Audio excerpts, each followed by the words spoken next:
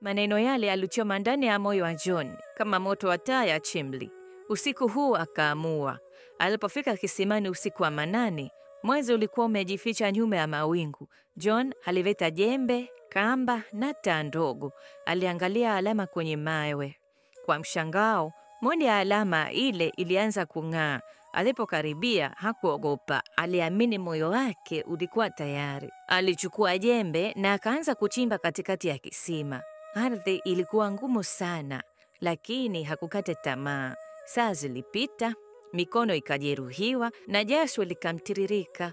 Halafu tuk, aligonga kitu kigumu.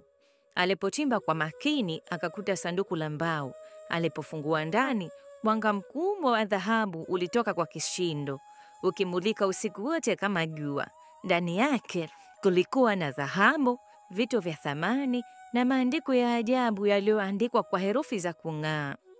Utajiri huu si wa peke yako. Tumia kwa haki au utarejeshwa kwa machozi. John alitumia utajiri huo kwa busara na alimpeleka bibi yake hospitali kubwa mjini.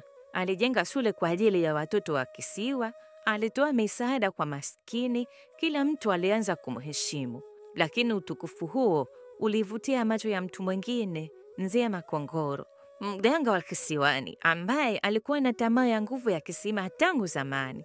Alipopata habari kuwa John amepata dhahabu, aliapa kisima kile kitakuwa chake milele.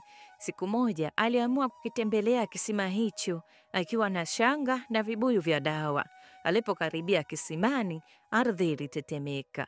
Aliposogea zaidi, mlango wa chini ya kisima ulifunguka na kutoka ndani yake joka kubwa la kijani lililofunga miguu ya moto lilimtokea. Makorongo alikimbia kwa hofu, lakini kisima kilikuwa kinamtembelea ndotoni siku hiyo hiyo na kumwambia, moyo wako ni mweusi, dhahabu haiwezi kutiririka kwenye mioyo ya tamaa. Kisiwa kilianza kuelewa kuwa kisima hicho kilikuwa hai, kilichokuwa na akili na uwezo wa kutambua nia ya mtu.